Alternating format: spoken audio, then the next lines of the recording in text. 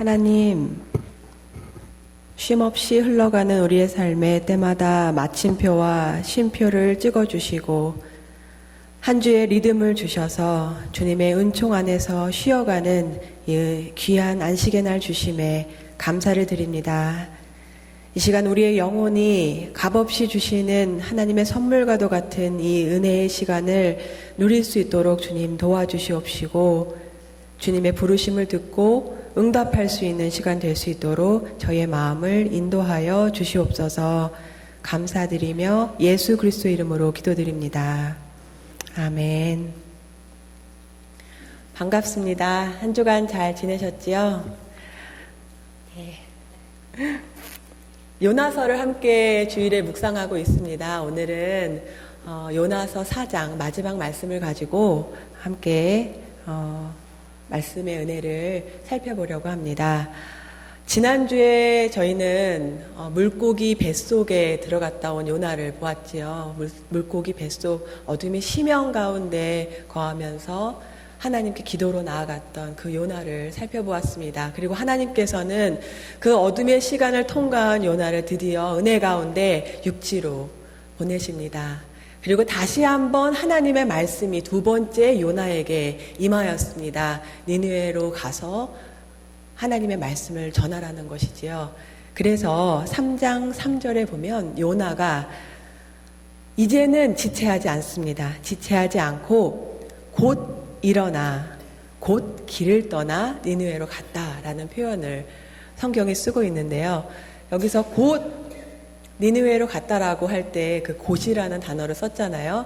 이 단어를 보면 저희는 성경에서 곧이라는 단어가 나올 때마다 사실 그 주의 깊게 볼 만한 단어입니다. 왜냐하면 곧이라는 표현은 언제나 믿음의 행동과 관련되어서 나타나거든요. 하나님께서 아브라함을 부르셨을 때에도 아브라함이 곧 일어나 떠났다. 예수님께서 제자들을 나를 따르라 라고 부르실 때에도 그들이 곧 그들의 배와 그물을 버려두고 주를 쫓았다 라는 표현이 있었잖아요. 요나도 드디어 이제야 비로소 곧 하나님의 말씀을 듣고 믿음의 조상들처럼 예수님의 제자처럼 그렇게 말씀을 듣고 지체 없이 즉각적인 순종으로 나아가고 있는 모습을 보게 됩니다. 바닷속에서 고생 많이 하고 나오더니 이제야 마음을 정하고 하나님께로 돌아온 요나가 기특하지요. 그런데 아직 박수치기는 이릅니다. 왜냐하면 그 뒤에 말씀이 보여주고 있습니다. 니느웨 성에 요나가 갔습니다. 근데 니느웨 성이 얼마나 크냐 하면은 사흘길을 걸어야 둘러볼 수 있다라고 성경이 표현하고 있습니다. 즉 둘러보는 데에만 3일이 걸린다는 이야기죠.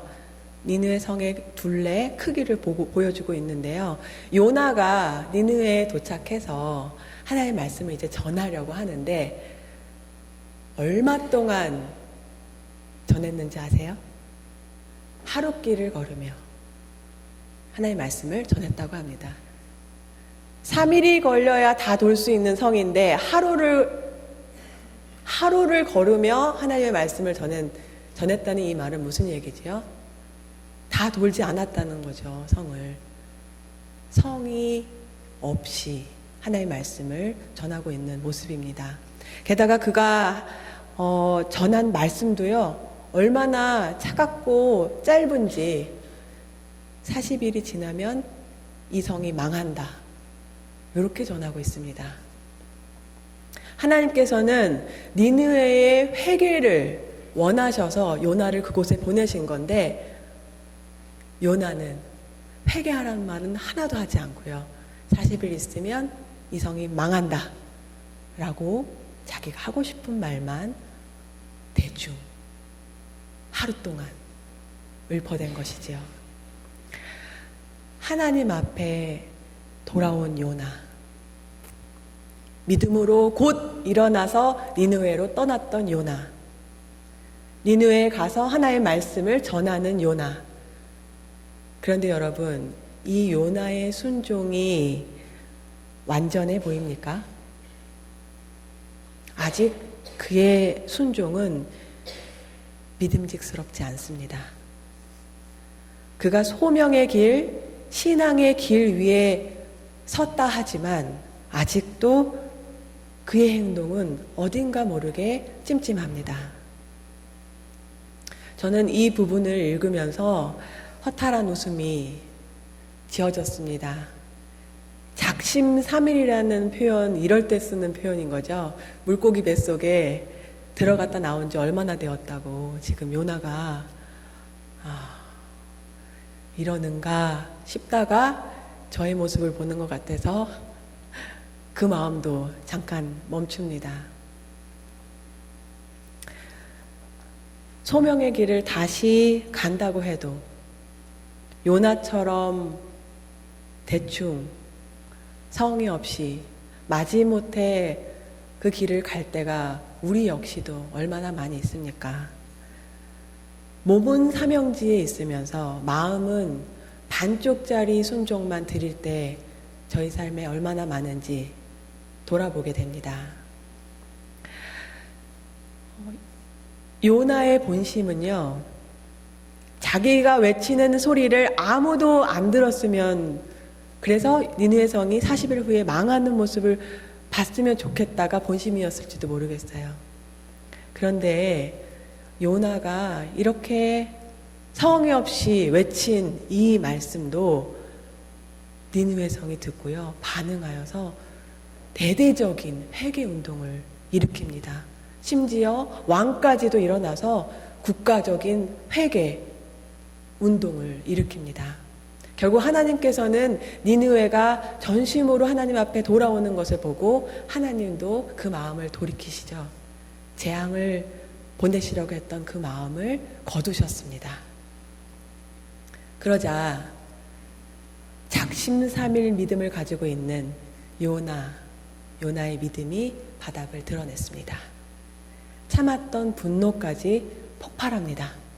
그리고 하나님께 이르기를 내가 하나님 이렇게 하실 줄 알았습니다 라고 따지기 시작합니다. 그러면서 하지 말아야 할 말도 서슴없이 내뱉지요. 무슨 말을 내뱉나요? 하나님, 이제 제발 내 목숨을 거두어 주십시오. 이렇게 사느니 차라리 죽는 게 낫겠습니다. 생명을 주신 분한테 생명을 거두어 가시라니. 지금 요나가 이런 말을 하고 있는 거예요. 철없던 어린 시절에 자녀들이 엄마에게 엄마 정말 마음 아프라고, 엄마 왜 나 낳았냐고 이런 말 하잖아요. 일부러 그러는 말 하죠. 요나는 지금 하나님의 마음에 비수를 꽂는 말인 줄 알면서도 지금 이렇게 하나님의 마음을 괴롭히는 말을 하고 있습니다. 재미있지요, 여러분? 드라마 보는 것 같습니다. 요나는 그러면서요, 그 성읍 밖으로 빠져나와서 성읍 동쪽에 초막을 짓습니다. 그리고 거기에 머물러서 성읍이 어떻게 되는지 지켜보려고 하였다. 이렇게 성경이 이야기합니다. 무엇을 지켜보려고 하는 건가요? 니느웨 성이 멸망하는지 안 하는지. 이미 하나님께서는 뜻을 정하셔서 재앙을 거두시기로 결정을 하셨는데 요나는 포기하지 못했어요. 니느웨 성이 멸망하는 것을 요나는 포기하지 못했습니다. 그래서 일종의 시위를 하나님께 벌이고 있는 셈입니다. 하나님과 보이지 않는 신경전을 벌이고 있습니다. 하나님과 다투는 요나, 하나님과 신경전을 벌이고 있는 요나. 여러분, 요나가 얼마나 집요한지, 고집스러운지 그의 고집스러움이 보이십니까? 흥미로운 것은요, 요나서 1장부터 4장까지 쭉 읽어가는 가운데 요나 자신은 모를지 모르겠는데 저희는 볼 수 있는 요나의 한 가지 행동 패턴이 있습니다. 요나의 행동에서 반복되는 흐름이에요.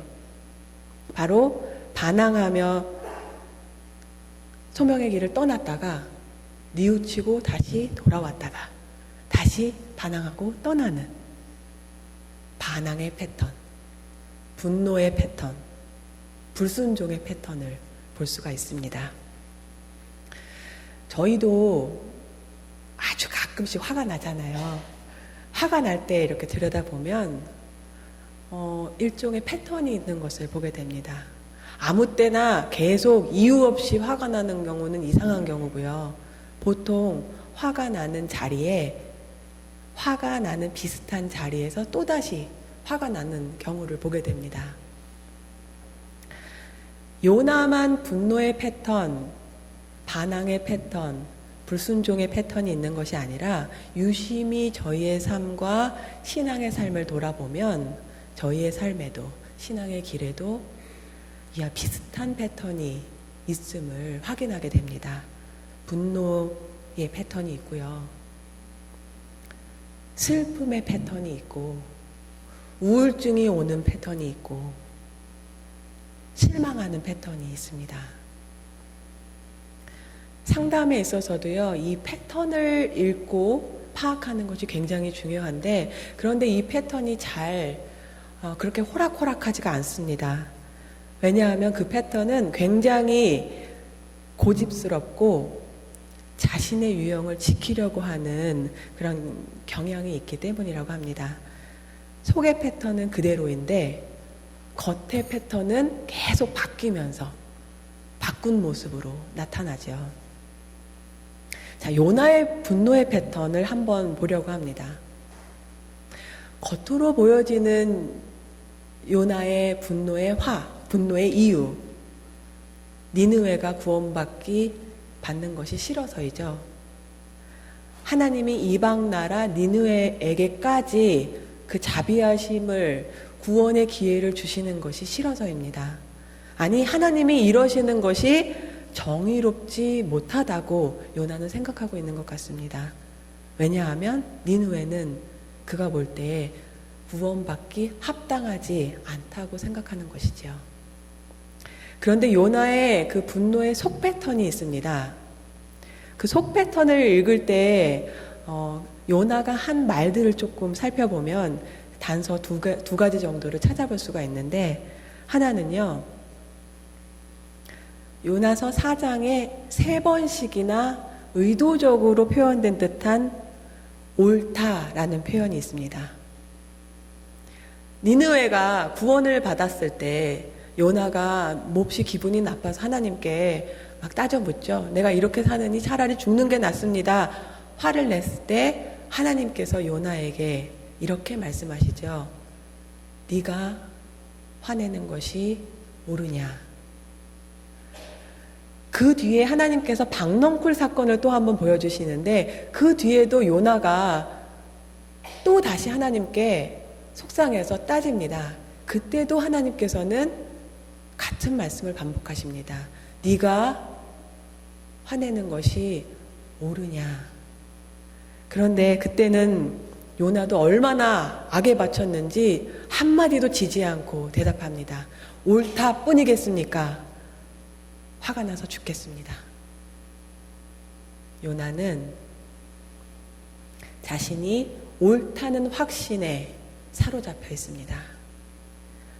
하나님은 지금 일부러 여러 번씩 옳으냐라는 표현으로 지금 묻고 계시는데, 요나는 곧 죽어도 자신의 옳음을 집착하며 자신의 화가 정당하다고 외치는 것이지요. 그 말을 거꾸로 생각하면요, 결국 자신보다 하나님은 옳지 않다는 이야기고요, 자신보다 하나님은 정의롭지 못하다는 것을 이야기하고 있는 것이지요. 또 한 가지 살펴볼 것은 4장 2절에서 3절까지의 그 2절의 말씀입니다. 요나가 하나님께 이제 묻는 내용인데요. 근데 성서학자들이 아주 재밌는 발견을 했습니다. 그 2절을 자세히 살펴보면 히브리서 본문에서는 이 두 절 가운데 내가, 내게, 나의 라고 하는 1인칭 주어, 나와 관련된 그 단어가 표현이 무려 9번이나 표현된다는 사실입니다. 우리 한글 번역에서는 너무 지금 내가 뭐 이렇게 하니까 이 말을 조금 겹치는 부분을 삭제하여서 표현한 것 같아요. 근데 원문의 그 느낌을 살려서 제가 다시 한번 읽어드릴게요. 뭐라고 그러냐면은 요나가 주님께 가로되 주님, 내가 내 고국에 있을 때 이미 이렇게 될 줄 내가 말씀드렸죠. 내가 서둘러서 스펜으로 달아났던 것도 이 때문입니다. 하나님이 자비로우시고 은혜로우시고 사랑이 한없는 분이셔서 내리시던 재앙도 거두실 것을 내가 알고 있었거든요. 주님, 이제 제발 내 목숨을 내게서 거두어 주십시오. 내가 이렇게 사느니 차라리 죽겠습니다. 요나의 이 짧은 기도 속에 내가 넘치고 있는 것이지요. 요나는 지금 오직 자기 자신의 내적인 고통만 집착하고 있는 것이고요. 자신에게만 관심을 두고 있습니다. 아직도 나 중심적인 사고에서 벗어나지 못하고 있는 것이지요. 그것은 결국 나 중심으로 세상을 통제하고 싶은 욕망, 심지어 하나님까지도 내가 통제하고 싶어하는 그 욕망과 멀다고 볼 수가 없습니다. 결국 요나의 그 속 패턴을 요약하면 내가 옳다, 이 얘기지요. 그렇기 때문에 니느웨가 아니고서라도 또 하나님이 자신의 뜻과 달리 행하시는 다른 모든 상황을 만날 때마다 요나는 분명히 하나님이 틀리셨습니다 라고 분노할 것이 뻔하지 않습니까? 틀에 갇혀있는 한, 틀에 갇혀있는 자신을 보지 못하는 한 절대로 온전한 변화는 일어날 수 없는 것이지요. 하나님께서는 정확하게 요나 분노의 핵심을 간파하셨습니다. 그가 얼마나 자기 중심적인 통제 욕구에 사로잡혀 있는지 그것을 하나님은 아셨습니다. 그래서 박넝쿨 하나를 준비하십니다. 이미 하나님께서는 아시고 아마도 저는 하나님이 이 심통난 요나의 마음을 어떻게 달래주고 어떻게 해야지 깨달을 수 있을까 고심을 많이 하신 것 같아요. 그래서 말하자면 눈높이 교육으로 지금 요나에게 다가가고 계십니다. 요나가 머문 초막 아래로 밤 사이에 하루 사이에 박넝쿨을 자라게 하셨어요. 더운 그 사막 기후에 요나가 쉴 수 있는 그늘을 마련해 주신 거죠. 요나가 그 박넝쿨로 인해서 몹시 기분이 좋아졌다라고 성경이 얘기를 하고 있습니다. 여기서 이 표현을 좀 기억해 둬야 합니다. 왜냐하면 요나가 니느웨 성이 회개하고 구원받았을 때 절대로 이런 표현을 하지 않았거든요. 도리어 몹시 못마땅하여 라는 표현이 기록되어 있습니다. 그런데 그것과 상반되는 표현으로 박넝쿨 하나로는 몹시 기분이 좋아졌다 라고 표현하고 있으니 이게 얼마나 재미있는 대비입니까? 12만 명이 넘는 큰 성읍이 구원을 받을 때에는 작은 기쁨 하나도 보이지 않았던 그가 작은 박넝쿨 하나로는 큰 기쁨을 감출 수가 없는 것이지요. 참 유아적이며 자기 중심적인 요나를 그대로 보여주고 있지 않습니까? 그런데 하나님께서 벌레 한 마리를 준비하셔서 다시 하루 사이에 이 박넝쿨이 다 시들게 하셨습니다. 그리고 한낮이 되어서 뜨거운 동풍까지 불어오게 했습니다. 요나는 심통이 제대로 났습니다. 더워서 기력이 다하여서 죽을 지경이 되어서 이 말이 입에 붙은 것 같아요. 차라리 죽는 게 낫겠다고 다시 하나님께 화를 내지요.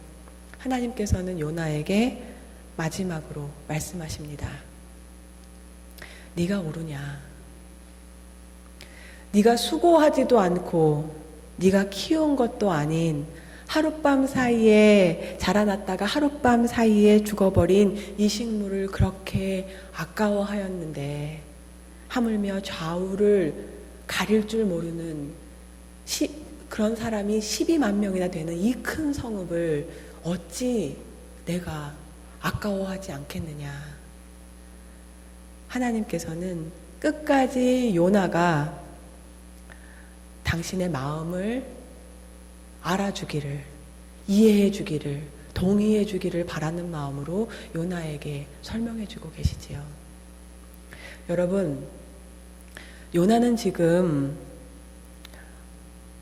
자기 모습, 자기 감정의 굴레에 빠져 있음을 우리는 제3자의 눈으로 확인하고 있습니다.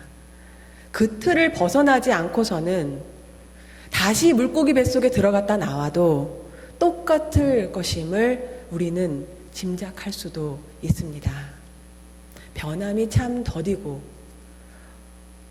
어렵고 고집불통의 한 인간의 모습을 보기도 하는 것이며 문제가 많아 보이는 사명자를 보고 있습니다.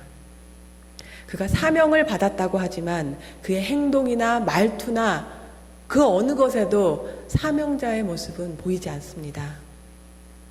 얼룩진 사명자입니다. 그런데도 불구하고 요나서가 마지막까지 보여주고 있는 것은 하나님께서 그 얼룩진 사명자 요나를 포기하지 않으시고 계속 대화하고 계신다는 거죠. 저희는 1장에서부터 봤습니다. 요나가 얼마나 고집불통이었는지. 그런데 하나님께서는 에이, 요나 틀렸구나, 땡! 하고 내쳐버리시지 않으시고 마치 물고기 뱃속 체험을 하게 해주시고 마치 박넝쿨 시청각 교육 자료까지 사용하셔가지고 여러 가지 깨우침의 도구들을 가져오셔서 요나와 대화하기를 계속 시도하시는 것이지요. 니느웨의 회개 이야기는 3장에 아주 잠시 들러리 수준으로 나올 뿐입니다. 그 이야기는 하나님의 관심이 니느웨의 회개만큼이나 요나의 변화에 관심을 갖고 계시기 때문입니다. 그리고 요나를 향한 하나님의 기다림이 바로 요나서의 중심 주제이기 때문입니다. 여러분, 얼룩진 사명자 요나뿐인가요? 저희도 얼룩진 사명자 아닌가요? 어느 때는 하나님께 돌아온 듯 하지만 반쪽짜리 순종 냅다 드리고 돌아갈 때는 또 얼마나 많습니까? 무슨 일이 일어나면 여전히 나 중심적으로 생각하고 기도에는 온통 내가 나로 가득 찬 기도 드릴 때가 얼마나 많습니까? 잠시 있다 사라질 박넝쿨 하나에는 몹시 기뻐하면서도 그것이 사라지면 세상을 잃은 것처럼 괴로워하지요. 정작 기뻐해야 할 것을 봤을 때는 시큰둥하고 정작 함께 슬퍼해야 할 세상의 아픔을 봤을 때에는 마음 한 톨도 내어주려고 하지 않는 그 모습, 저희의 삶에 그 얼룩진 모습, 얼룩진 사명자의 모습 있지 않습니까? 그럼에도 불구하고 하나님께서는 얼룩진 사명자 우리를 향하여서 오늘도 끝없이 대화하기를 원하시고 말씀을 걸어오시는 하나님이십니다. 요나 못지않은 고집불통 저희를 향해서 끝까지 포기함 모르시고 저희에게 다가오십니다. 왜냐하면 하나님께서는 우리의 경직된 마음이 변화의 길 위에 서기를 고대하시기 때문입니다. 우리의 한시적인 눈이 열려서 하나님의 크신 마음에 일치되어서 살기를 하나님께서는 소망하시기 때문입니다. 불완전한 우리를 끝까지 세워서 당신과 함께 뜻을 이루시려고 저희를 부르시는 하나님. 저는 여러분, 이 요나서의 하나님이 참 감사합니다. 반항할 때도 들어주시고, 저도 반항을 많이 했거든요. 죽고 싶다 이런 표현 하나님한테 한 거 제가 그런 거거든요. 요나를 보면서 딱 저를 보는데, 그런데 너무 감사한 것은 반항할 때도 들어주시고 길을 벗어났을 때에도 기다려주시고 이해를 못할 때에는 시청각 자료 다 끌고 오셔서 눈높이 교육으로 가르쳐주시고 저희를 배우게 하시려고 돌아오게 하시려고 하나님의 마음에 합한 삶을 살게 하시려고 하나님이 그렇게 노력하고 계신다는 거죠. 말 안 들을 때 꾸짖는 것도 사랑의 표현이지만 요나서의 하나님은 정말 진실로 잘 듣지도 못하고 말도 안 듣고 자기 중심적인 그런 요나를 향하여 그리고 우리를 향하여 깊은 연민을 가지시고 사랑으로 대화하기를 녹구하시는 하나님이 나오시기에 감사하지 않을 수가 없습니다. 은혜로우시며 자비로우시며 노하기를 더디하시고 사랑이 한없이 많으신 그 하나님은 요나의 하나님이시기도 하고 바로 나의 하나님, 우리의 하나님이시기 때문에 그렇습니다.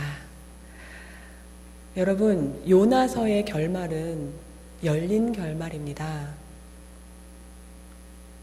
이것은 얼룩진 사명자 요나와 같이 우리 역시도 하나님의 말씀, 그 요나서 4장 이후를 우리에게 다시 이어서 써나가라는 하나님의 초대이기도 합니다. 요나가 그 뒤에 어떻게 변화의 삶을 살아갔을지 궁금하지 않으십니까? 저는 이제 저와 여러분의 삶 가운데 어떻게 변화의 삶이 또 한 점씩 써내려 가게 될지 너무 궁금하고 기대가 됩니다. 요나서 4장의 끝 5장부터는 저와 여러분이 함께 써내려가는 말씀입니다. 연약함과 허물 많은 우리 모두가 하나님 말씀 앞에서 그 뜻을 섬기고 하나님의 나라를 확장시켜 나가는 그 일에 사명자로 부름받았습니다. 비록 불완전할지 모르지만 불온할지 모르지만 그래도 사명을 끝까지 해나가는 삶입니다. 분명 저희들은요 또다시 여러 시험들 앞에서 내적 실험들을 해가면서 이 길 위에 서야 할지 모릅니다. 무너지기를 반복하고요. 그리고 눈에 보여지는 변화 하나도 안 보이는 것 같고 이 시간이 무의미해 보이는 시간처럼 느껴지는 그런 시간도 걸어야 할지 모릅니다. 그래도 여러분, 변함이 더디어도 주님께서 우리를 생명의 길 완전에 이르기까지 요나를 포기하지 않으신 것처럼 우리도 포기하지 않으시고 함께하여 주실 줄로 믿습니다. 비록 질그릇같이 깨어지기 쉬운 저희들 삶이지만 우리 속에 보물을 두신 이유는 바로 약한 데서 능력을 보이며 사는 삶을 살게 하시려고 하신 줄로 믿습니다. 우리의 삶을 불온전한 것 가운데 두신 이유는 우리로 하여금 하나님께 이르는 길이 우리 자신의 의와 능력으로 이르는 것이 아니라 오직 예수 그리스도의 겸손을 닮아 그 길에 이룰 수 있음을 배우게 하시려고 하는 것임을 다시 한번 고백하게 됩니다. 사랑하는 여러분, 질그릇같이 우리는 깨어지기 쉽지만 우리의 삶에서 겸손하게 하나님의 자비하심을 바라보며 나아가기를 소망합니다. 하나님의 대화가 끝이 없이 우리에게 오고 계심을 소망 가운데 바라보시기를 바랍니다. 질그릇 같은 우리의 삶에서 질그릇의 연약함만 보여지는 것이 아니라 우리 속에서 살아서 역사하시는 보배로우신 그리스도의 은총이 날마다 우리 삶 가운데에 증거되고 전파되어지기를 주님의 이름으로 소망합니다. 아멘. 생명이 우리 안에 있으면 우리는 변화의 길 위에 설 수 있습니다. 사랑하는 여러분, 이제 요나서 결말을 저와 여러분의 삶 가운데에서 함께 써 내려가시지 않으시겠습니까? 주님의 은총이 저와 여러분의 나머지 삶 가운데 함께 하시고 축복하여 주시기를 간절히 축원드립니다. 함께 기도하시겠습니다. 하나님, 요나서를 통하여서 우리 영혼의 위치를 보게 하여 주시고 우리의 불온함에도 불구하고 끝까지 우리를 향해 사랑의 대화로 함께하여 주시는 그 은혜를 보게 하여 주시니 감사를 드립니다.